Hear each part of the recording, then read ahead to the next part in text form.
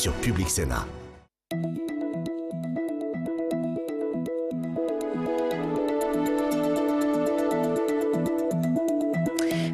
Bonjour à tous, bienvenue sur Public Sénat, bienvenue dans cette nouvelle saison de Dialogue citoyen. Nous sommes ensemble pendant 1 heure, 6 citoyens, citoyennes connectés depuis les 4 coins du pays, 3 sénateurs, sénatrices élus de divers territoires, tous venus échanger aujourd'hui sur les ravages que la drogue peut causer sur des milliers d'entre nous. Et je dis nous parce que nous sommes tous concernés, tous les milieux sociaux, favorisés, défavorisés, le trafic, l'addiction, la violence. Vous allez entendre des Français dont le quotidien est un calvaire. Comment les sortir de là? Comment briser la spirale de la drogue? Certains ont des pistes, des solutions. Vous les entendrez eux aussi, ce dialogue. Vous pouvez le suivre et le commenter sur les réseaux sociaux, #Dialogue Citoyen sur Twitter. Avant de vous présenter les invités de notre première partie, je vais vous laisser découvrir en quelques secondes le quotidien de Samia. Elle habite dans le quartier de Stalingrad. Vous en avez récemment entendu parler avec cette affaire de mur construit entre Paris et Pantin pour empêcher les toxicomanes d'accéder à un tunnel. Mur ou pas mur, cela fait des années que cette zone est envahie par les consommateurs de crack. Samia a accepté de nous envoyer quelques images. Regardez.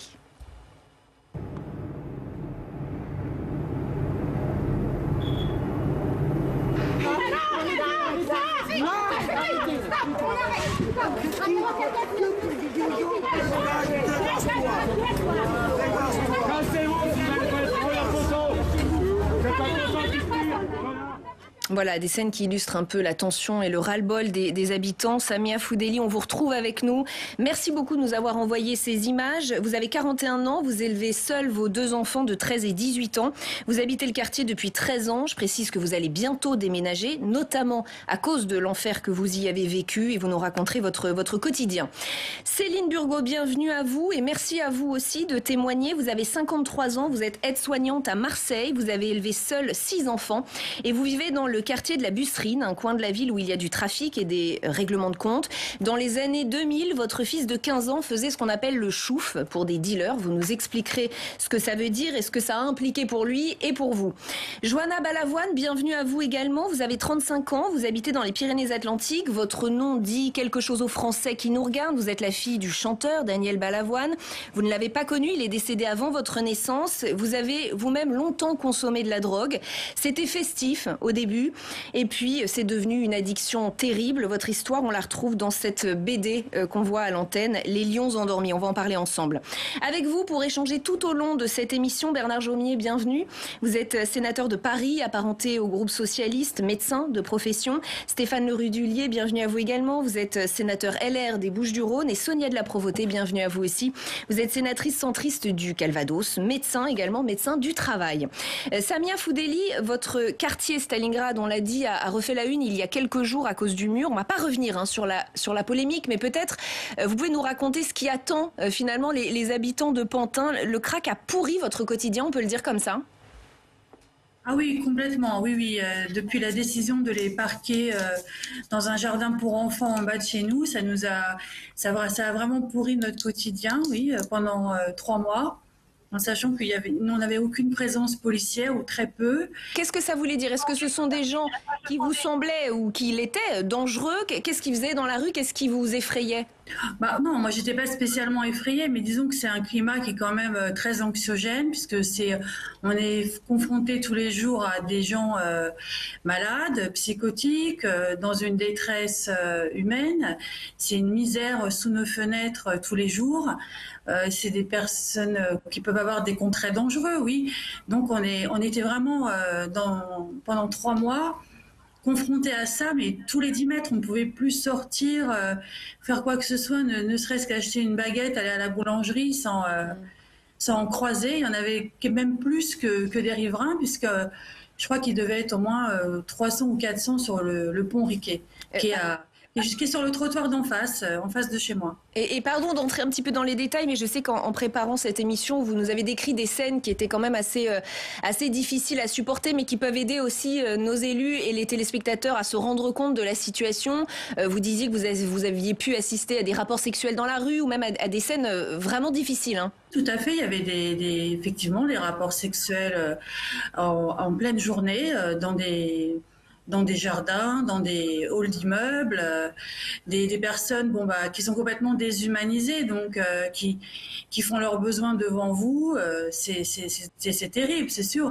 On est un quartier en plus où il y a énormément d'écoles, de collèges, donc dès qu'on rentre du travail, dès que les enfants sortaient de l'école, on était systématiquement confrontés à des scènes terribles. On a vu une scène de tension, ce sont des images que vous avez bien voulu nous envoyer. Est-ce qu'il est arrivé à des habitants d'avoir envie de faire la loi eux-mêmes, de faire justice eux-mêmes, de faire ce que peut-être les autorités ne font pas ? Oh, oui, enfin, c'est quand même assez rare hein, comme comportement.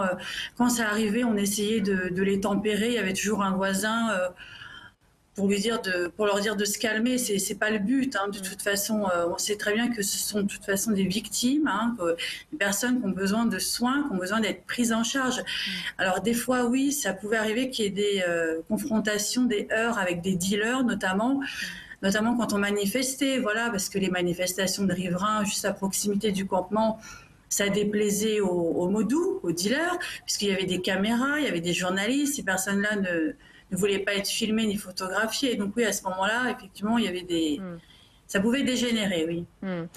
On va continuer l'échange, hein, et puis évidemment, vous nous faites signe si vous avez envie de réagir, Samia, mais on va en parler avec les élus sur ce plateau. Qu'est-ce qu'on peut dire à ces habitants, Bernard Jomier, qui ont pu se sentir abandonnés, qui ont été laissés dans des situations qui sont, on peut le dire, complètement anormales ?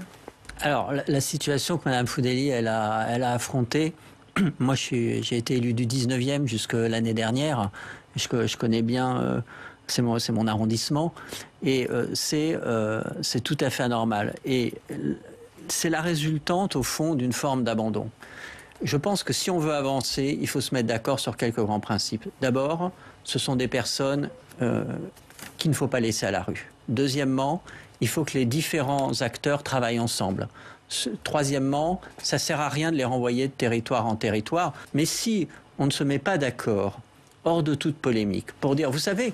le crack et les usagers de crack, c'est une des situations les plus difficiles. Ce sont les personnes les plus désinsérées, les plus en rupture de tout. Et elles ne sont pas très nombreuses. En fait, on les a comptées. Ils sont à peu près 150 à 200, pas plus, qui tournent d'endroit en endroit. Il faut arrêter.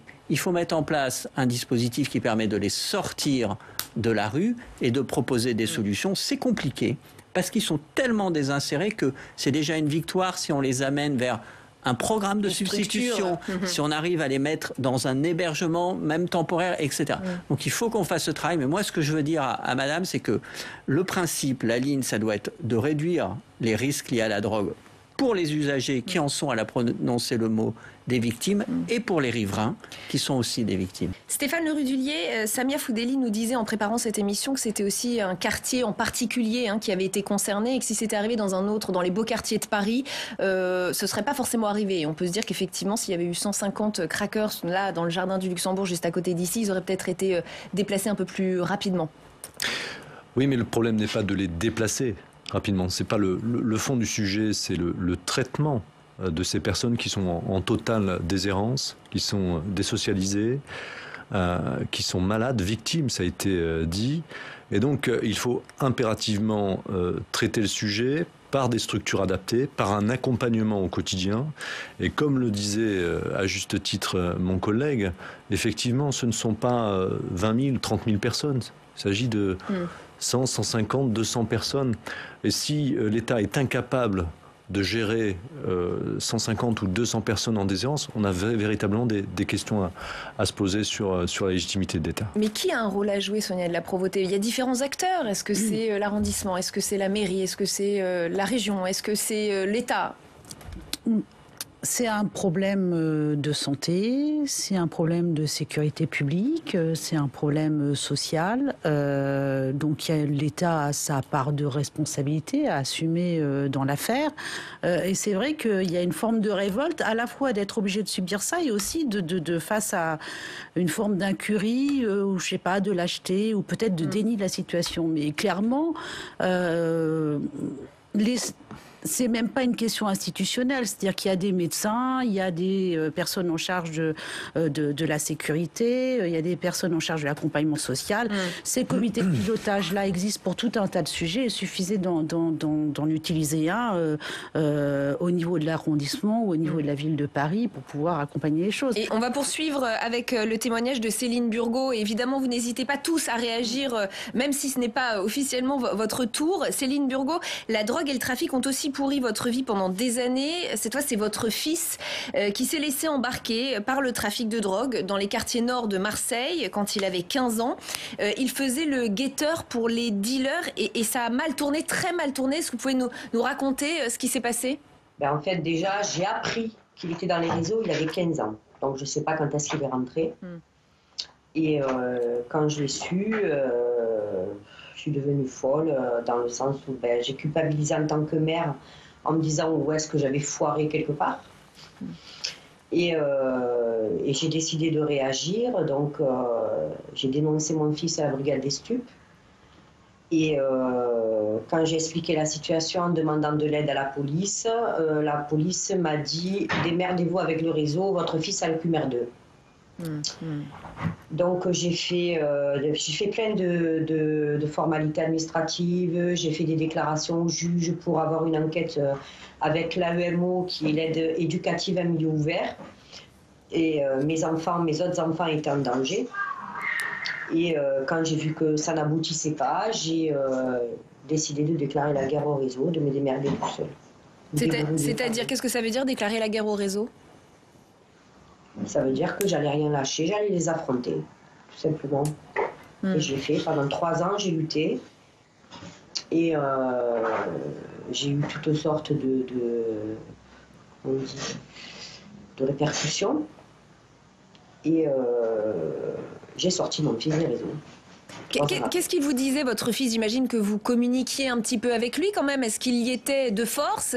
Pourquoi est-il tombé dedans? Est-ce qu'il vous a expliqué ça? On ne rentre pas dans les réseaux de force. Non. On rentre de son plein gré, en général. Et mon fils est rentré de son plein gré, mais le problème, c'est que au début, il ne voulait pas sortir, puisque il gagnait de l'argent. Et et après, il a vu que c'était dur, qu'il est rentré dans un engrenage infernal. Donc, mais il ne pouvait pas sortir parce qu'il était menacé sur ses frères et sœurs. Donc du coup, c'est moi qui suis rentrée en action. Ce qui est frappant dans votre discours, c'est qu'on a l'impression que vous avez été complètement seule dans ce combat. Vous confirmez, vous avez été complètement seule? J'ai été seule et j'ai été aidée au niveau administratif et j'ai été soutenue par une éducatrice et, dont je ne citerai pas le nom et qui m'a aidée du début à la fin pour me dire de faire un dossier, d'écrire une lettre au procureur, de faire tout un processus administratif pour garder des traces. Et comment dire, c'est la seule qui m'a soutenue. Voilà, on a même contacté le GPU à l'époque, qui était le groupe de prévention urbaine, et qui a fait ce qu'il a pu, mais ça n'a rien donné, quoi. Stéphane Le Rudulier, on entend qu'elle a été quasiment seule pour se battre contre des trafiquants de drogue. Pardon, comment est-ce possible, en fait? C'est pas possible, c'est une situation... Je voudrais saluer quand même l'attitude de madame, parce que, étant sénateur des Bouches-du-Rhône, je connais cette problématique-là, et c'est véritablement un fléau. Et le rôle de l'autorité parentale, madame n'a jamais renoncé à sortir son fils, et elle était seule, comme vous dites. Mais c'est une attitude courageuse, et voire même téméraire. Je connais les pressions qu'elle a dû subir pendant plus de 3 ans. Je pense qu'elle a l'humilité de ne pas décrire ce qu'elle a subi. Mais en même temps, ce fléau, c'est l'économie souterraine, c'est l'économie parallèle. Quand un enfant de 13 ans, voire même parfois même des jeunes de 11 ans maintenant, viennent à toucher de l'argent journalièrement, avec des montants qui, par rapport à une activité professionnelle classique, peuvent atteindre, en fonction de la hiérarchie, des sommes astronomiques, la question se pose, c'est comment persuader ces personnes de revenir sur le droit chemin, parce qu'ils ont tellement l'argent facile que c'est extrêmement difficile. L'État n'a pas eu la réponse. essentiels. Premier élément, la pédagogie vis-à-vis des élèves dans les milieux scolaires. Dire qu'il n'y a pas de drogue récréative. Quand j'entends ce terme récréatif, ça m'ulcère. Je ne comprends pas. On ne s'amuse pas avec la drogue. C'est pas vrai. Il faut savoir que 100% des consommateurs d'héros sont passés par le cannabis. Il n'y a pas de notion de drogue douce pour moi. Et on va en parler. Céline Burgot, vous souhaitiez réagir? Les enfants qui grandissent dans des quartiers comme ça, ils grandissent déjà dans un contexte d'abandon, d'un environnement hostile, d'un environnement de stigmatisation et de discrimination. Donc, ce qui n'est pas déjà facile. Parce que déjà, on est stigmatisé par tous les médias. Dès qu'il y a un règlement de compte, on ne parle que de ça. Donc, on ne voit pas tous les gens qui sont bien. On parle que les 2% de la population qui font des trafics de drogue, qui sont dans les trafics de drogue. On ne parle pas des 98% qui travaillent, qui passent le bac, qui font des études. Et cela, on n'en parle pas. Qu'est-ce que vous voulez dire, Céline Burgos? Quel est le message de ce que vous dites là aux sénateurs qui vous écoutent? Je veux qu'il ouvre les yeux déjà, qu'il ouvre les yeux, parce que je pense que, excusez-moi l'expression, qu'il est un peu dans sa bulle d'élu et qu'il ne se rend pas compte. Nous sommes des agents de terrain, nous savons ce qui se passe, nous savons comment plus ou moins améliorer la situation. Et c'est vrai que j'attends d'écouter ce qu'il a à dire et des propositions qu'il a à faire là-dessus. Alors peut-être a-t-il des propositions, Stéphane Le Rudulier, je vous laisse la parole ensuite, bien sûr. Oui, madame, je ne peux pas admettre cette position de dire effectivement c'est que 2%, c'est pas très grave. Quand vous avez des règlements de compte, on ne stigmatise pas, les médias ne stigmatisent pas les règlements de compte. Mais quand vous avez un enfant de 11 ans, c'est pour ça que j'ai pris cet exemple-là, et vous le savez pourquoi je l'ai pris, qui tombe sous les balles, c'est que c'est l'échec de la société. C'est notre échec, si vous le voulez, mais c'est l'échec de la société dans sa globalité. Là, la différence, c'est qu'il y a un phénomène d'impunité. Hier, on était sur un plateau sur la justice.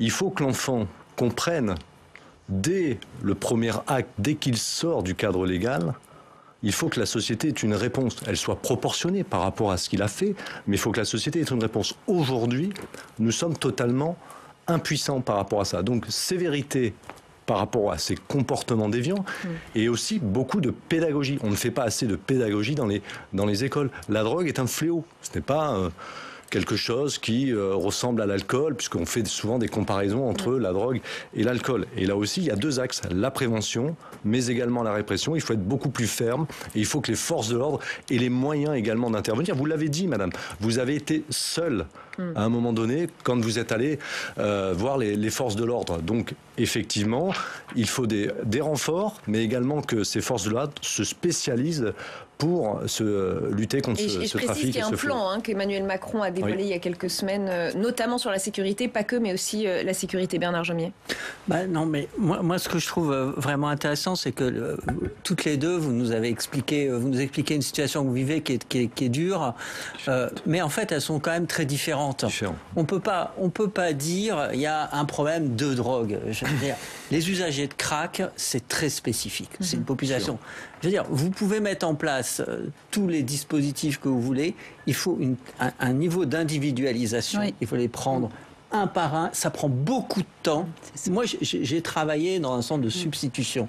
On donne de la méthadone aux gens. C'est très long. C'est des parcours qui sont très longs. Il faut le faire et c'est faisable parce que le crack, c'est très limité dans notre pays. C'est le nord-est parisien et c'est Stalingrad. C'est le cas il y a 20 ans, ça revient, etc.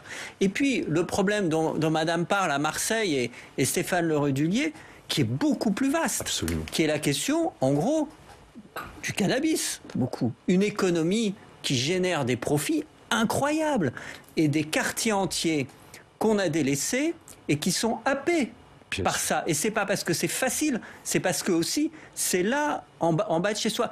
Juste un point. À Stalingrad, il y a 20 ans, on a fait un panel citoyen parce que déjà ça allait pas bien à l'époque. Et donc les gens se sont réunis, ils ont travaillé pendant des mois, ils ont auditionné. Et moi, j'attendais de savoir ce qu'ils allaient dire. Est-ce qu'ils voulaient plus de répression? Est-ce qu'ils voulaient plus d'éducation? Vous imaginez les débats? Eh bien, la conclusion, on ne l'attendait pas. Ils ont titré leur rapport, ceux qui l'ont choisi, pour un quartier traité à égalité avec les autres. Et ça revient à la question que vous posiez sur ça se passerait pas dans le 16e arrondissement. C'est-à-dire qu'ils nous disaient, au fond, on ne nous respecte pas. Si la situation elle dure, c'est parce que notre quartier n'est pas traité à égalité avec les autres quartiers. Est-ce qu'à Marseille, on porte la même attention au quartier nord qu'à la Corniche ? Est-ce qu'on porte la même attention aux différentes populations ? Est-ce qu'on fait attention à ce qu'ils aient le même accès aux services publics ? À ce que les enfants, les jeunes aient le même accès aux différents dispositifs ? Je pose la question. Si on entre par le petit bout de la lorgnette, on n'en sortira pas. Et tout le monde veut réagir. Alors, Johanna Balavoine, je crois que vous voulez réagir et ensuite je vous donne la parole, Sonia de la Provôté. Oui, bonjour à tous. Déjà, il y a plein de choses sur lesquelles j'aimerais rebondir, mais je vais essayer de faire simple. Déjà, l'alcool, c'est aussi grave que la drogue. Attention à ne pas minimiser ça parce qu'il y a des gens qui sont très atteints par ça. Deuxième chose, moi ce que je remarque et ce qu'on est en train d'entendre et qui est révoltant, c'est qu'en fait on se rend compte qu'il y a un manque de moyens qui est terrible, que ce soit dans les hôpitaux, que ce soit dans les écoles, que ce soit au niveau des forces de l'ordre, qui sont eux aussi abandonnés. On a un vrai problème, et c'est là où je suis d'accord, il y a un vrai problème sociétal à ce niveau-là. J'invite quand même à vous dire que le crack, ce n'est pas que à Paris, il y a des gens à Hendaye ici, ils sont jeunes et ils prennent beaucoup de crack. C'est partout. C'est partout. Et je pense que si vraiment on veut dans les prochaines années commencer à se sortir de tout ça, il va falloir qu'on s'occupe de nos gamins, quoi. Il va vraiment falloir qu'on s'occupe des enfants, qu'on s'occupe de leur éducation, qu'on les protège, parce que c'est des enfants qui vont devenir adultes. Et tous les adultes qui sont aujourd'hui touchés, ce sont des enfants qui ont été blessés. Ce sont des enfants dont leurs rêves ont été pourris. Donc il va falloir se secouer. Il va falloir donner les moyens aux hôpitaux, donner les moyens aux professeurs. J'enfonce des portes ouvertes, mais ça fait quand même des années qu'il y a des cris au niveau de toutes ces institutions qui sont abandonnées. Et pour finir, avec les parents qui sont abandonnés. Moi, Céline, je vous trouve, d'ailleurs, Salia aussi, je vous trouve exemplaire et admirable parce que j'ai consommé pendant 15 ans et j'en ai vu de tous les bords et il y a une détresse qui est terrible. Et si on ne réagit pas maintenant, et je préférerais me tromper, mais les 5-10 prochaines années, ça va être une hécatombe. Et c'est à tous les niveaux qu'il faut réagir. C'est un avertissement très fort que vous lancez, Sonia de la Provôté. Comment vous recevez cet avertissement, vous, élus de la Haute Assemblée, qui avez quand même un peu plus de pouvoir que nous, simples citoyens ? D'abord, avant d'être élu de la Haute Assemblée, même si c'est une de mes fonctions, je suis aussi médecin, j'ai un parcours d'élu local, donc pas complètement déconnecté de ces sujets-là. Élu local là où je travaille, et encore il y a quelques années, il y a peu même. Et donc, dire que l'urgence, elle est là, mais il y a déjà 15 ans, un premier plan triennal de prévention des toxicomanies avait tenté d'être mis en place en France et que 15 ans après, on se retrouve dans une situation qui ne s'est pas améliorée, qui s'est aggravée, parce que d'abord, il y a plus de drogues différentes, parce que les marchés, parce que les circuits, les réseaux se sont étoffés, et qu'il y a eu une forme de... pas de déni, mais en tout cas une vision un peu souple de la dimension quand même illégale, dangereuse de cette affaire, quoi. Et clairement, les choses n'ont pas été prises complètement à bras le corps. Alors, moi, je réagis parce que à l'époque déjà, il y avait 3 sujets. C'était la prévention et l'éducation. Voilà, sujet 1. Qu'a-t-on fait depuis ? Où en est la prévention dans les écoles ? Comment accompagne-t-on les adolescents sur ces questions-là ? Le deuxième sujet, c'était le traitement, la prise en charge. Comment on accompagne vers le sevrage ? On devait déjà mettre en place partout des services adaptés dans tous les territoires pour qu'il y ait au moins un endroit identifié par chacun à partir du moment où on commençait à rentrer dans un process d'identification qu'on avait un problème, une volonté de s'en sortir. Et les bouées de secours, elles sont pas là, pas partout en tout cas. Les parents, les familles, les proches qui sont inquiets des situations individuelles, qui ont envie d'être conseillés, sont pas non plus conseillés. Il n'y a pas des maisons des adolescents partout, par exemple. Enfin, tous ces sujets-là, voilà. Et le traitement, c'était vraiment des services ad hoc parce que effectivement, c'est long et lent. le parcours vers le sevrage. Et justement, Johanna Balavoine est passée par là. Et je vais terminer, parce que le troisième sujet, c'est la répression. C'est-à-dire qu'on ne peut pas traiter de cet ensemble si on n'a pas les trois, le trépied qui fonctionne bien. Et sur la prise en charge en matière de répression ou du moins de punitif à chaque fois que des réseaux sont identifiés, à chaque fois que des dealers sont identifiés, à chaque fois qu'on est dans des situations illégales et dangereuses, et ben ça n'a pas toujours été suivi des faits. C'est-à-dire que derrière, la justice s'est pas toujours déclarée, a pas toujours assumé les choses. Si on n'a pas le trépied, c'est compliqué d'avoir une politique globale et d'accompagner sainement, j'allais dire sereinement, parce que tout est là et qu'on a tous les outils. Et quand on n'a pas tous les outils, c'est très compliqué. Johanna Balavoine, ça a été facile pour vous j'ai envie de dire, oui, facile de tomber dans la drogue. C'est un engrenage dans lequel vous êtes tombé facilement. La drogue a été banalisée, ça a été banal, léger. Au début, c'était sympa. Ah oui.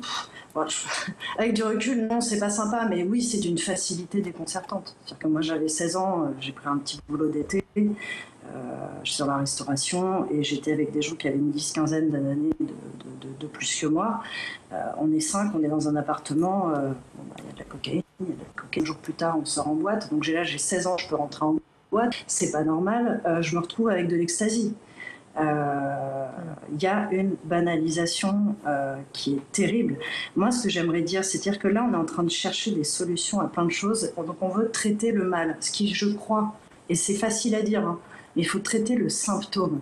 Pourquoi on consomme? Pourquoi il y a encore de la vente dans la rue? Pourquoi moi, qui ai arrêté de me droguer depuis 3 ans, je reçois encore des messages des dealers? Ça fait 3 ans, je reçois des messages WhatsApp. Ouais, de l'albeu, attends, c'est la fête. C'est-à-dire qu'au niveau, moi je sais qu'au Pays Basque ici, il y avait un cartel dans une école où les gamins, ils ont 13 ans. C'est partout. Donc moi je veux bien qu'on fasse de la répression, c'est toujours important de faire de la répression, mais la graine c'est quoi? La graine c'est le trafic. Comment ça se fait qu'on ait attendu que Marseille soit à feu et à sang pour voir le président parler? C'est pas normal. C'est pas normal en fait. Et aller expliquer à des gamins ou même à tout le monde qu'il faut pas consommer, alors qu'il y a un déni qui est global à ce niveau-là. Moi, si je veux, demain, je peux reconsommer avec une facilité incroyable. Et je précisais l'alcool tout à l'heure parce que... Ouais. Parce qu'il y a le cannabis, c'est vrai. Le cannabis est vu comme quelque chose de sympa. Je suis d'accord d'ailleurs pour dire qu'il n'y a pas de drogue douce, il y a de la drogue. Mais l'alcool est une drogue aussi. Il y a des gamins, ils ont 15 ans, ils rentrent dans un supermarché, ils peuvent acheter de l'alcool. Oui. Et ça détruit tout autant. Et c'est voire pire parce qu'il n'y a pas moins cher que de l'alcool. C'est-à-dire que nos gamins, ils sont dans une société aujourd'hui, ils sont abandonnés. Si on encadre bien les enfants, si ces enfants ils arrivent à rêver, si ces enfants ils sont bien éduqués, si ces enfants ils ont accès à des activités et qui sortent des écrans, qui sortent de tout ça, et ben déjà la prévention elle est faite. Elle est faite pourquoi? Parce que c'est des enfants qu'on va regarder qui vont être aimés et non qui vont être abandonnés et qui vont être paumés. C'est ça, moi j'ai été une gamine qui a été paumée tout simplement. Et justement, on va comme tout le monde. Quoi. Et on va poursuivre cet échange. Merci infiniment à toutes les trois de vous être livrées comme vous l'avez fait dans cette première partie de l'émission. On va poursuivre la discussion avec 3 autres témoignages. On va justement essayer d'explorer les pistes, les solutions. On va notamment voir ce qui est fait en matière de prévention avec Kamel. Il a lui-même consommé de la drogue pendant des années. Il en est sorti aujourd'hui et il parle aux jeunes. Regardez. Donc moi, je suis pas là pour faire un cours sur les drogues, pas du tout. Je suis là je veux partager mon expérience en fait. Moi, je suis un ancien toxicomane. J'ai rencontré beaucoup de problèmes dans ma vie avec les drogues et je fais pas partie de ceux qui s'en sont sortis. Donc, et c'est pour ça que je veux en parler aujourd'hui. Parce que c'est à la portée de tout le monde de commencer, mais ce qui n'est vraiment pas à la portée de tout le monde, c'est de s'arrêter. Ça, c'est clair, c'est pas à la portée de tout le monde. Donc la dépendance, c'est pas quelque chose qu'on voit venir. La dépendance, ça te tombe dessus. Il y a ceux qui vont réagir et il y a même ceux qui vont jamais réagir. Et Kamel Guelloul, on vous retrouve en direct avec nous depuis un établissement scolaire où vous intervenez justement. Merci de faire une pause pour cette émission. Vous avez 47 ans, vous habitez dans le Finistère, vous avez 3 enfants. Vous avez fondé il y a 20 ans l'association de prévention et d'information sur les conduites addictives. Et votre combat, on vient de le voir et vous allez en parler avec nous, c'est de faire de la prévention auprès des jeunes. Agathe Laurent est également avec nous. Bienvenue, vous avez 28 ans. Vous habitez entre les Hauts-de-Seine et Malaga en Espagne. Vous êtes entrepreneur, vous avez un enfant de 18 mois. Vous êtes une consommatrice assumée de cannabis. Vous militez pour la dépénalisation et même la légalisation. Pour vous, c'est la voie à suivre pour mieux accompagner les consommateurs, mieux encadrer la consommation. Et vous nous direz pourquoi dans un instant. Nicolas Ducournau, bienvenue. Vous avez 40 ans. Vous êtes coordinateur de la salle de consommation à Strasbourg. Si je résume en quelques mots votre pensée, mais vous repréciserez les choses, bien sûr. Pour vous, la salle de consommation, c'est indispensable. C'est une des solutions, mais pas la seule. Et on verra ça en détail avec vous. Kamel Guelloul, pour vous, la clé, c'est d'aller parler aux jeunes des ravages de la drogue. Est-ce que votre discours porte? Est-ce que ce discours les touche aussi parce que vous êtes légitime pour en parler puisque vous avez connu cela? Ouais, enfin moi c'est ce que me disent souvent les jeunes, c'est-à-dire qu'effectivement, bah écoute, Kamel, t'es passé par là, donc tu sais un petit peu de quoi tu parles. Quand tu parles de la dépendance, tu sais de quoi tu parles.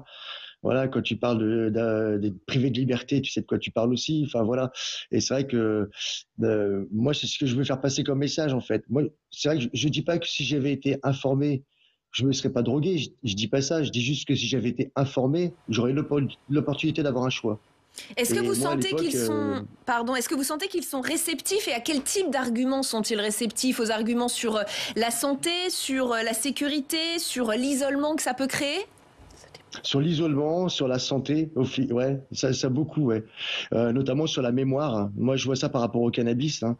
C'est vrai que les jeunes voilà, le lien est largement fait entre échec scolaire et cannabis. Hein.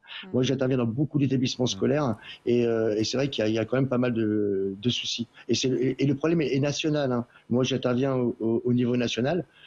Et effectivement, c'est partout, que j'aille à Toulouse, que j'aille à Castres, que j'aille à Bergerac, que j'aille à Périgueux, je rencontre les mêmes problèmes en fait. Vous leur dites tout, vous leur racontez votre histoire en détail, les problèmes de santé qui en ont découlé. Voilà. Ouais, surtout moi je pars de leurs questions en fait.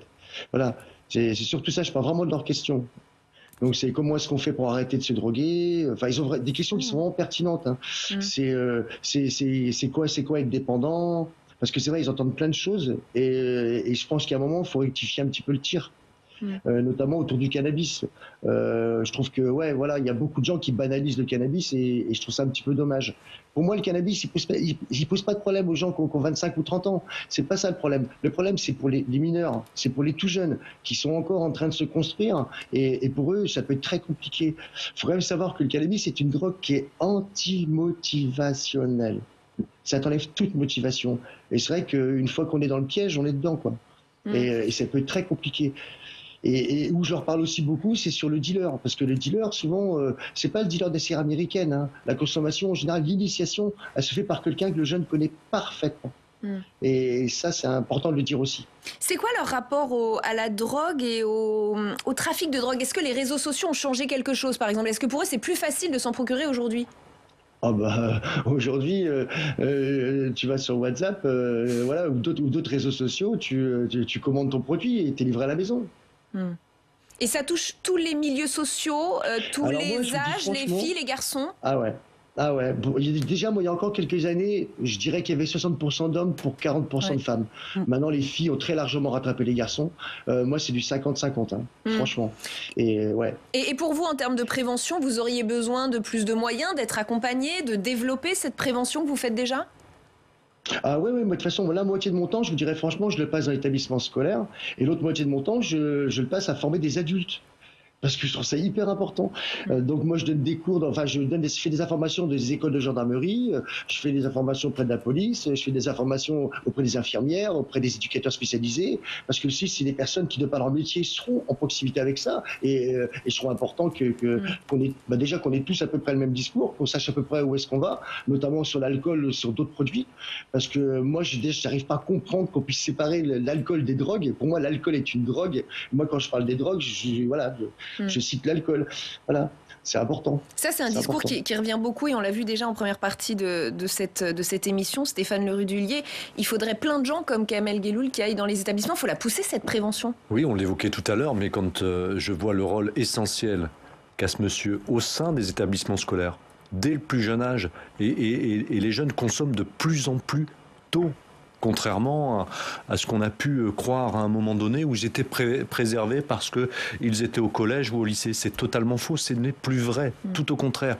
Et donc le rôle de ce monsieur de dire attention, c'est pas anodin.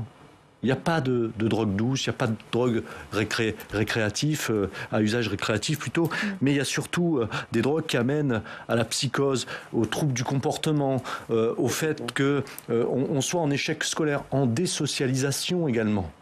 Eh bien ça, c'est un message qu'il faut porter aux jeunes en disant ne tombez pas là-dedans. Et pour ceux, parce que j'entends qu'il y a deux volets, pour ceux qui ont déjà essayé et qui sont amenés à tomber là-dedans, eh bien effectivement vous avez un rôle essentiel également pour dire voilà comment on peut s'en sortir, avec quels acteurs on peut s'en sortir. Et donc c'est ce volet prévention. On a parlé de la répression, mais le volet prévention est essentiel et il faut le développer. Et je salue, puisque si j'entends bien, il y a aussi de la formation qui est faite auprès de nos partenaires institutionnels, que ce soit aussi bien des forces de l'ordre, des infirmières ou autres. Il faudrait multiplier ce genre d'initiative à l'échelon du territoire national, afin qu'on puisse véritablement mener une politique nationale de prévention. Vous invitez Kamel Guelloul à venir dans les Bouches-du-Rhône ?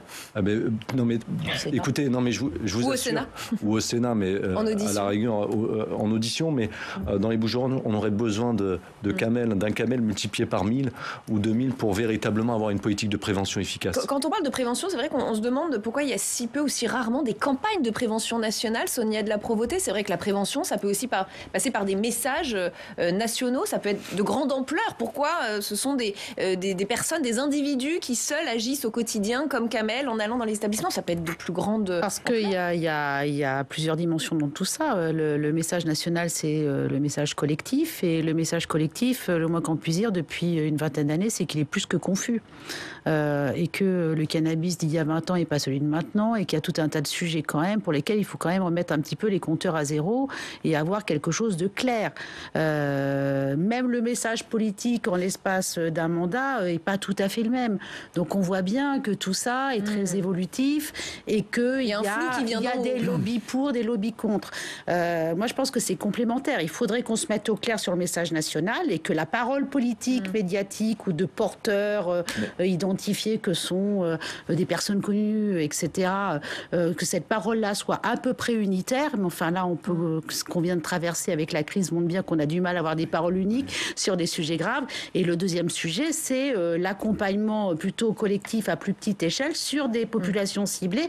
Les jeunes, par exemple, typiquement. Les jeunes et les parents, il faut peut-être aller aussi parler aux parents. Mais là, je réagis sur les jeunes. Chacun, il prend ce qu'il veut dans les jeunes. Il y en a qui ont peur de la répression, il y en a qui ont peur de la maladie, il y en a qui se disent ça m'a tenté, mais c'est mon copain qui m'a présenté ça, donc ça effectivement j'ai bien fait de me méfier. Enfin, je veux dire, l'information elle est par de multiples canaux, mais la prévention, les campagnes nationales, honnêtement, l'état actuel des choses, je ne sais même pas ce qu'on serait capable de proposer comme message national unique. Et puis la force de Kamel, c'est son expérience. Bien sûr. Et sa légitimité. Sa légitimité par rapport à son expérience, c'est le contact direct, c'est-à-dire le local. On peut faire des spots publicitaires sur des grandes chaînes d'information à 20h. Je ne pense pas que ça touchera essentiellement, principalement les jeunes. Par contre, aller dans l'enceinte scolaire pour rapporter son expérience en disant « moi je m'en suis sorti, mais attention, il y a un véritable danger », c'est beaucoup plus marquant, je pense, pour un jeune qu'un spot publicitaire. Bernard Jomier, il est un peu flou le message des autorités? Oui, moi en vous entendant quand même, je pense que les actions locales sont très importantes, les expériences, mais elles n'exonèrent pas d'une clarté du cadre national. Sinon les gens ne comprennent pas. Et encore une fois, on en revient à la question des produits, à la question de l'interdit dans notre société. Kamel, il a parlé du cannabis, il a parlé de l'alcool. Il y a un usage modéré de l'alcool qui ne pose pas de problème, il y a un usage de l'alcool qui pose un grand problème. Le cannabis, c'est délétère pour la santé. Il ne faut pas en consommer, mais il faut bien reconnaître en même temps qu'il y a un usage du cannabis qui ne pose pas vraiment de problème, sauf économique, mais je vais y revenir. Et puis il y a tout un usage du cannabis qui est dramatique. Bon. Et le problème, c'est que quand vous avez... qu'est-ce qu'ils peuvent comprendre les jeunes quand il y a une substance qui circule massivement, qui est consommée par quasi la majorité d'entre eux, je crois, dans les dernières données, et que l'État dit c'est interdit, et que c'est pas appliqué, ça ne peut pas fonctionner. Alors il y a deux branches cohérentes. Il y en a une qui est de renforcer la guerre au cannabis, voilà, et d'aller dans la guerre plus forte. Je pense que on va s'épuiser. Et il y a une autre branche qui est de dire que il faut reprendre en main toute l'économie qu'il y a derrière. Et là, c'est une question qui est extrêmement difficile, c'est-à-dire toute l'économie qui s'est créée, qui satisfait des tas de gens, qui est utile pour des tas de gens, y compris qui sont des gens très éduqués, des gens qui ont des moyens, qui sont, voilà, qui, bon, bref. Et donc, c'est pour ça que moi, je pense, je mets les pieds dans le plat, et je suis désolé de le faire brièvement, mais c'est l'exercice d'aujourd'hui. Alors, la question n'est pas simple, mais je pense que là où on en est sur cette substance-là, il y a des tas de substances, il faut maintenir un interdit, une prohibition totale, et plus ferme, et plus forte, mais que sur le cannabis, il faut que l'État prenne cette substance et organise, on va dire, malheureusement sa vente. Il y a deux méthodes, et j'en termine là, ça va me prendre 20 secondes. Dans le monde, il y a eu deux façons de faire, ceux qui se sont lancés là-dedans. Il y a la légalisation, j'allais dire, économique. En gros, on crée le marché, il y a les consommateurs, et c'est une catastrophe, la légalisation économique, ça fait flamber la consommation. Et il y a la légalisation, comme certains États américains, sanitaire, qui est encadrée, qui est accompagné d'investissements dans les programmes de prévention, dans les programmes d'accompagnement, et qui fait baisser la consommation. Et je suis sûre il faut regarder ça de près. C'est ça qu'il faut regarder de très près. Et ce que vous dites fait réagir beaucoup Agathe Laurent, que je vois et que vous allez découvrir en visio avec nous, parce que vous parliez d'un usage du cannabis qui ne pose pas de problème. Eh ben, il est incarné par Agathe Laurent avec nous dans cette émission. Bonjour, vous fumez des joints tous les soirs pour vous détendre. Comment, du coup, vous entendez ce qu'on est en train de dire sur ce plateau et le combat de Kamel? Lui est en train d'expliquer aux jeunes, surtout, n'y touchez pas. Et vous, vous dites, il faut légaliser? Oui, alors en fait, il y a quand même un détail, c'est que on n'est pas égaux face à la drogue. Et d'ailleurs, Kamel commençait dans la vidéo qu'on a vue par ça. Donc certaines personnes tombent dedans et certaines, disons, ça ne leur fait pas grand-chose. On a tous un ami qui a fumé des cigarettes et qui a arrêté du jour au lendemain sans problème. Pour le cas du cannabis, beaucoup d'usagers réussissent à contrôler leur consommation. Moi, je ne dirais pas que ça ne m'a pas posé de problème. J'ai déjà eu des périodes de consommation que je juge excessives. Seulement, j'ai eu une certaine facilité à retrouver une consommation responsable. Il faut aussi savoir que le cannabis, il y a une certaine automédication qui est pratiquée avec. Par exemple, pour les menstruations, ça fonctionne très bien. Et que le sujet, en fait, du cannabis médical et du cannabis qu'on appelle récréatif, est un sujet compliqué parce que c'est pas si facile que ça de séparer les deux. Mais si on dépénalisait, si on légalisait de fait, comment savoir qui aura un usage responsable? Vous dites on n'est pas égaux face à ça, mais comment savoir qui saura gérer et qui ne saura pas gérer? Eh bien, je pense déjà que la légalisation serait plutôt on appellerait plutôt une régulation, et qu'on partirait vers le modèle qui a été présenté juste avant, avec une sorte de vision associative et pas commerciale. Donc, par exemple, la création des cannabis clubs, du système des cannabis clubs, qui seraient des associations où on pourrait se fournir en ayant toutes les informations, où on pourrait être encadré, où on pourrait, par exemple, où il pourrait se tenir des conférences avec Kamel, et où, en fait, on aurait un nombre limité de membres qui discuteraient et qui pourraient échanger sur leur consommation, de telle sorte en fait qu'on réduirait ce qu'on appelle les risques psychosociaux, c'est-à-dire que les personnes pourraient se protéger les unes les autres, s'entraider lorsqu'une consommation devient problématique, et éviter l'isolement, par exemple. Kamel Guelloul, des cannabis clubs, c'est quelque chose qui vous fait réagir? Ouais, complètement. Parce que quand j'entends dire qu'il faut être raisonnable, oui, effectivement, à 25 ans, on peut être raisonnable, à 28 ans, on peut peut-être être raisonnable, mais à 14-15 ans, je ne sais pas si on est vraiment raisonnable. Et il est bien là le problème. Donc je pense qu'il faut vraiment faire le distinguo entre des adultes et des mineurs. Pour moi, c'est pas du tout pareil. Et je pense qu'en légalisant le produit, c'est pas ça qui va changer l'accès. De toute façon, c'est déjà. Enfin, je prends l'exemple de l'alcool. L'alcool est légal. Normalement, il y a une loi qui dit qu'on peut pas acheter d'alcool pour les mineurs. On peut pas acheter d'alcool dans les bureaux, dans les magasins, tout ça. Alors que je pense qu'il faut arrêter de faire des lois. Il faut déjà faire appliquer celles qui sont en vigueur, parce que n'importe quel gamin peut aller acheter de l'alcool dans un magasin, n'importe quel gamin peut acheter du tabac dans un bureau de tabac. Donc après, je comprends qu'il faille faire passer l'information, mais de là, à banaliser. Moi, je trouve que je trouve que ça banalise. Alors, tout le monde peut réagir. Alors, moi, j'ai une toute autre approche, parce que, si vous voulez, dès lors que on va essayer de légaliser, quel que soit, et j'entends bien les deux dimensions. Première réaction, je me dis, on n'arrive pas à endiguer le fléau de la drogue. demain, on n'arrive pas à endiguer la prostitution, on va la légaliser. On n'arrive pas à endiguer le trafic d'armes, on va le légaliser.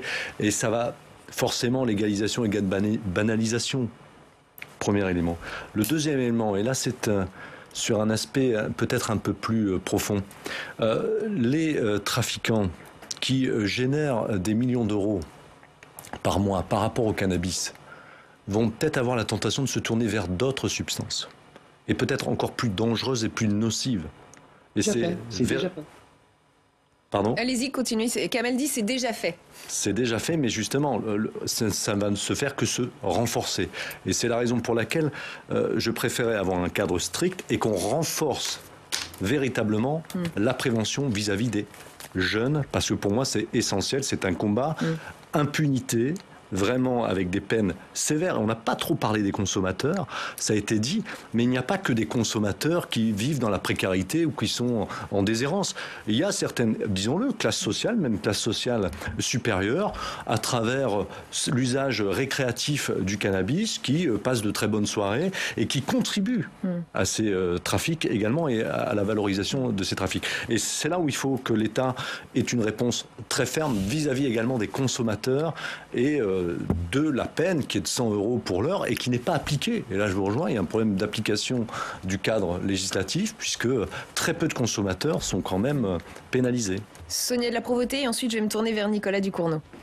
Oui, pour dire qu'on peut absolument pas banaliser. Moi, j'entends bien que à votre âge, on puisse tout à fait fumer un joint le soir. J'entends votre témoignage, en tout cas.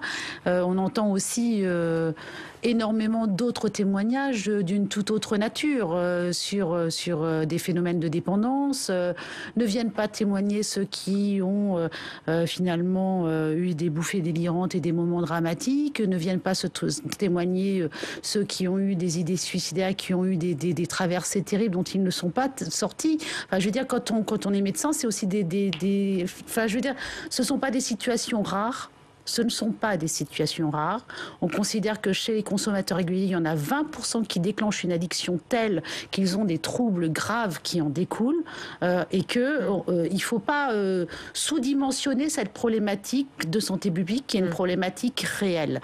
Et considérer qu'on a le libre arbitre, c'est pas tout à fait vrai. À partir du moment où il y a dépendance et addiction, on n'a pas le libre arbitre.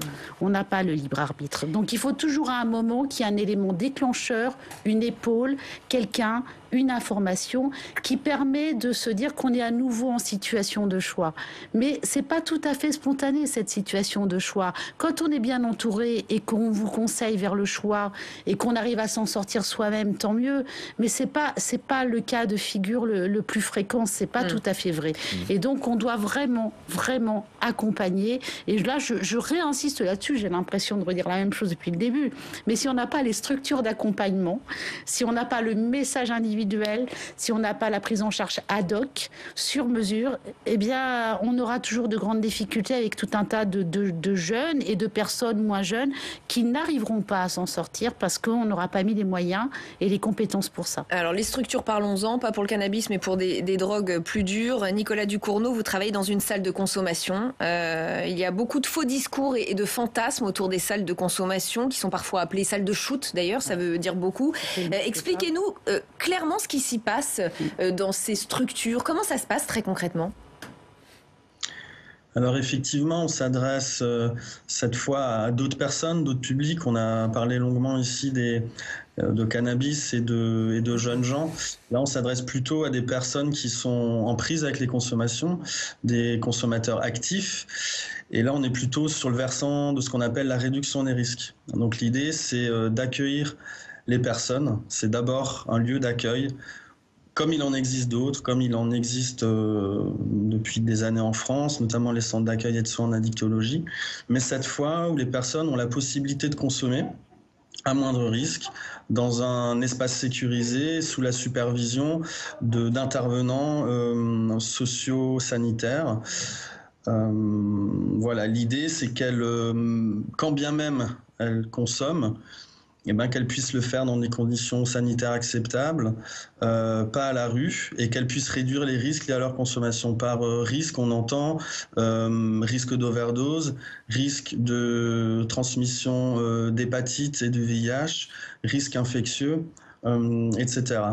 Les personnes ont la possibilité d'y consommer, mais du coup d'entrer en contact avec des équipes d'intervenants. Elles ont la possibilité aussi de se faire dépister, puisqu'on parle de réduction des risques, notamment du risque VIH. Elles ont aussi la possibilité de se faire dépister pour qu'elles connaissent leur statut sérologique. Voilà, encore une fois, donc là on s'adresse à des usagers actifs, essentiellement par voie intraveineuse, donc pour des personnes qui injectent. Et voilà. Et donc on est sur des missions de réduction des risques et d'accès aux droits et d'accès aux soins. Donc on accompagne les personnes dans leur globalité. Donc réduction des risques, mais si je vous comprends bien, pas spécialement réduction de consommation. Ce ne sont pas des gens qui décrochent après un passage par votre structure. Ça peut. Disons que c'est pas la condition d'accueil a priori, c'est pas un préalable. On ne demande pas aux personnes qu'elles soient dans une logique d'abstinence a priori pour les accueillir et les accompagner, mais ça peut, en fonction des envies des personnes et en fonction de là où elles en sont dans leur parcours de vie et de soins. C'est des choses qu'on aborde tous les jours. On parle tous les jours de sevrage avec les personnes. Du coup, ça ne se passe pas au sein de la salle de consommation, mais ça se passe sur d'autres dispositifs, dans d'autres structures avec lesquelles on travaille et vers lesquelles on oriente les personnes. Les salles de consommation, c'est un maillon supplémentaire qui vient s'intégrer à un réseau, à une chaîne de soins, disons, déjà existante. Et il en faudrait plus, selon vous, ou pas? Parce que c'est un peu ce qui se profile, hein. On a des annonces gouvernementales qui annoncent d'autres salles de consommation. C'est quelque chose que vous saluez? Oui, je peux que le saluer, puisque au quotidien, je vois les bénéfices qu'en retirent les personnes. Les études le montrent. On a parlé d'un rapport de l'INSERM tout à l'heure, l'évaluation de l'INSERM qui a une fois de plus prouvé les bénéfices des salles de consommation par rapport aux objectifs de réduction des risques et d'accès aux soins. On a des expériences à l'étranger depuis plus de 30 ans qui ont également montré les avantages et montré que les salles de consommation à moindre risque sont utiles. Ça veut dire quoi? Ça veut dire moins de consommation de rue. Sur l'aspect tranquillité publique, moins de consommation de rue, moins de seringues abandonnées dans l'espace public. Et sur le volet santé publique, ça veut dire moins de passages aux urgences, moins de comportements à risque. Voilà. Donc sur une étude qui a été faite auprès d'usagers qui fréquentent des salles de consommation et d'autres qui n'en fréquentent pas. Des usagers qui vivent à Paris, à Strasbourg, où il y a une salle de consommation, et d'autres qui vivent ailleurs. Donc... Voilà, donc encore une fois, ce rapport a montré l'utilité des salles de consommation et c'est pour ça qu'il est question là de favoriser leur développement sur d'autres territoires et dans d'autres villes. Et de les multiplier. Il y a consensus autour de cette table sur les salles de consommation, Bernard Jomier? Beaucoup plus qu'il y a quelques années, parce que comme l'a raconté Nicolas Ducorneau, quand on a ouvert donc à Paris dans le 10e et puis à Strasbourg immédiatement après, c'était très conflictuel. Et il a fallu un engagement conjoint, et ça c'est un point très important, de l'État, des collectivités territoriales, de ceux qui s'occupent de santé et de ceux qui s'occupent de sécurité, donc des autorités sanitaires et de la préfecture de police, pour qu'on mette au point l'ouverture de ces salles. Et oui, les mentalités ont mûri parce que ça a été long, on a attendu pendant des années, mais là, Olivier Véran présente dans la loi de finances de la sécurité sociale qui arrive au Parlement dans quelques semaines, un dispositif plus complet d'ailleurs, parce que je pense que elles portent mal leur nom. Elles portent mal leur nom parce que 1986, la première salle, il y en a plus de 100 dans le monde, il y en a des dizaines en Allemagne, parce qu'on n'y fait pas que de la consommation à moindre risque, on y fait bien autre chose, comme ça a été expliqué. On essaye de tirer, et c'est très long en temps, des gens pour les amener progressivement vers moins de consommation, peut-être un programme de substitution, et puis un sevrage, bien sûr, si c'est possible. Si c'est dans 3 ans, dans 5 ans, dans 10 ans, l'important, c'est d'extraire les gens de la dépendance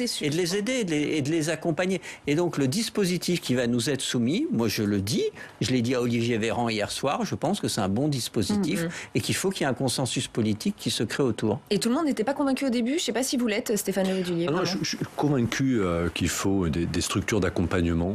Effectivement, je pense qu'elles ne portent pas bien leur nom à l'heure actuelle. Salle de shoot, on aurait tendance à dire on encourage la consommation. Ce n'est pas du tout le cas.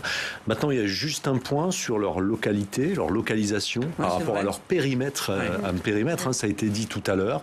Je pense qu'il faut avoir une réflexion. Et là, on a besoin aussi des élus locaux, des collectivités territoriales pour avoir précisément une localisation ou adossée à une structure de santé. On a fait la même chose à Paris et à Strasbourg. C'est-à-dire qu'après des premiers projets à Paris qui étaient dans un immeuble d'habitation, on les a mis dans des enceintes hospitalières. Et bien, je pense que c'est la solution. Je pense si on peut, une des solutions. En tout cas, ça se discute. Il faut que ça se discute mais qu'il y ait un localement. parcours, parce qu'effectivement, il n'y a pas que la salle. Mais ce sera en milieu urbain quand même. Il faut aussi en prendre acte. Je crois que Nicolas Ducournau a un avis là-dessus, peut-être rapidement, Nicolas Ducournau.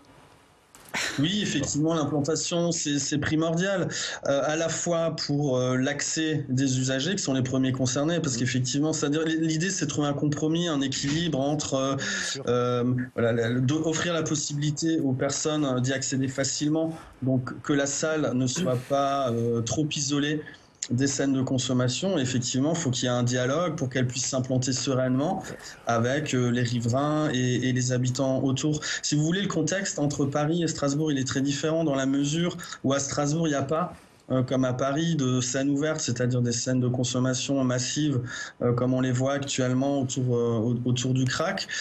Donc le contexte n'est pas tout à fait le même. C'est important que dès lors qu'il y a une scène ouverte, la salle s'implante dessus, dans l'idée aussi d'assécher cette scène ouverte. C'est ce qu'ont fait les Suisses, ça a été dit dès 86, dans une démarche tout à fait pragmatique. C'était l'idée que il y avait des parcs totalement laissés à l'abandon, où il y avait des scènes de consommation, et c'est dans ce contexte-là que la première salle a été ouverte à Berne en Suisse, et ça a fonctionné. Et il nous reste... Pour les questions de santé publique, nous on a mis l'accent à Strasbourg sur la question de la santé publique, et disons, du coup on s'est implanté au sein de l'hôpital civil, où il n'y a pas d'habitation autour, donc quelque part ça gêne personne, alors tant mieux, mais on pourrait le regretter aussi, puisque l'idée quand même c'est que ces salles puissent s'inscrire parce que les personnes usagères de drogue sont des citoyens avant tout, et que ces salles puissent s'inscrire finalement dans la communauté, dans la cité. Ça c'est important aussi.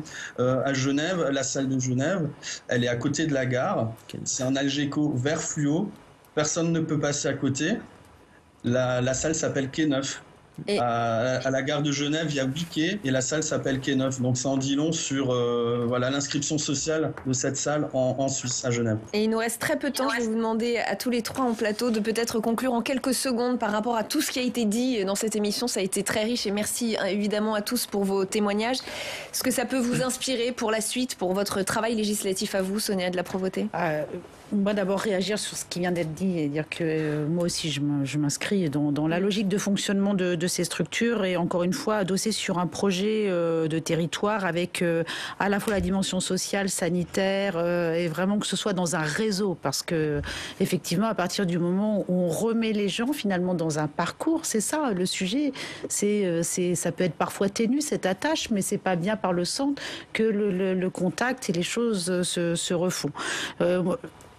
Sur le plan législatif, honnêtement, ne pas réinventer ce qui avait déjà été imaginé il y a 15 ans, je le redis encore une fois. Je veux dire, il y a un trépied, il y a la prévention, il y a l'accompagnement, et puis il y a évidemment le volet répressif, et en tout cas avoir une espèce de forme de rigueur pour que ces trois éléments-là soient mis en place en parallèle. En quelques mots, moi je suis d'accord avec ce que vient de dire Sonia de la Provôté. Ces questions qui sont des questions complexes, entrée sanitaire, sociétale, la sécurité, les riverains, elles ne se règlent qu'en se mettant autour de la table et à la fin en tranchant, en prenant des décisions. Mais il faut avoir la capacité quand même d'écouter, de ne pas stigmatiser, de ne pas montrer du doigt et d'essayer de prendre une décision qui, au fond, nous permette à ce que chacun soit entendu et respecté. Les riverains ont raison de dire qu'ils veulent vivre tranquillement, et les usagers de drogue ont besoin d'être accompagnés pour leur parcours et pour mieux vivre. Voilà, il faut que les politiques acceptent de prendre après les décisions qui sont nécessaires. Stéphane Le Rudulier. Non, je pense que c'est vraiment un sujet, un phénomène de société qu'il faut traiter à bras-le-corps. Ce que j'ai pu remarquer, c'est qu'il y avait quand même consensus au sein de différents groupes politiques. Et ça, c'est une bonne nouvelle parce qu'on ne peut pas se permettre de se diviser sur un sujet aussi essentiel. Et ce sera le mot de la fin. Merci infiniment à tous et à toutes d'avoir participé à cette émission, à cette première de la saison de Dialogue Citoyen. On se retrouve très vite sur Public Sénat. À bientôt.